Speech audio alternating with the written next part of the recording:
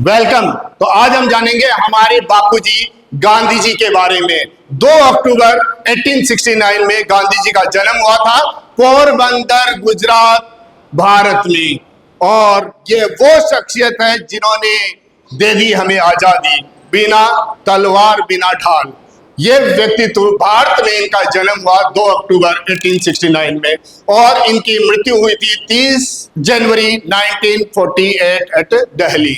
गांधी जी एक लॉयर थे, पॉलिटिशियन थे, सोशल एक्टिविस्ट थे, ग्रेट राइटर थे। वो भारत के इंडियन इंडिपेंडेंट मूवमेंट उन्होंने फाइट किया against British rule. He was the leader of Indian independent movement against the British rule. He become the consider the father of country. इन्हें हम भारत के पिता, भारत पिता के नाम से, बापू के नाम से जानते हैं। Gandhi ji internationally doctrine of non violent के लिए फेमस हुए। Gandhi ji was the youngest child of his father's 4th wife. तो गांधी जी जो थे वो है अपने पिता की 4थी पत्नी के यंगेस्ट चाइल्ड। और गांधी जी के पिताजी का नाम Karamchand Gandhi. He was the dewan, dewan means chief minister of Porbandar. Gandhi's mother name is Putlibai.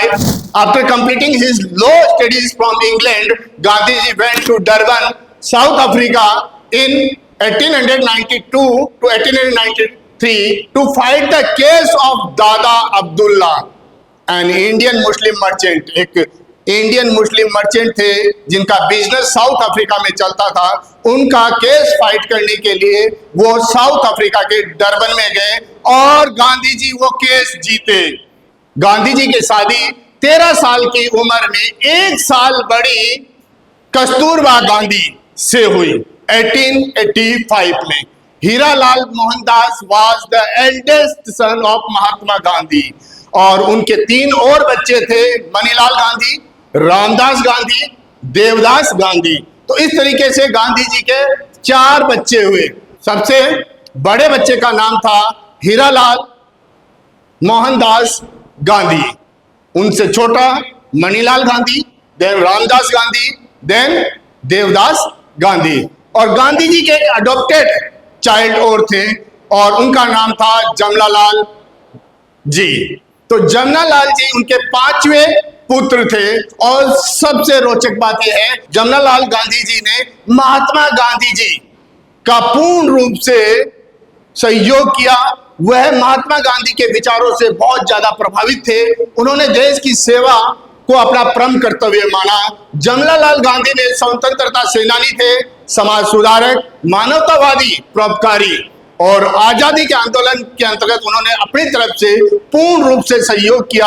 आजादी के आंदोलन में जिनमें इन्होंने हिस्सा लिया वो था नॉन कॉपरेशन मूवमेंट 1921, नागपुर झंडा सत्याग्रह, देन साइमन कमीशन का बहिष्कार, गो बैक साइमन कमीशन 1929, नमक सत्याग्रह 1930 और एंटी वॉर कैंपेन 1941, जयपुर सत्याग्रह 1941। जमनालाल बजाज का जन्म सीकर के एक छोटे से गांव काशी का बास में हुआ था।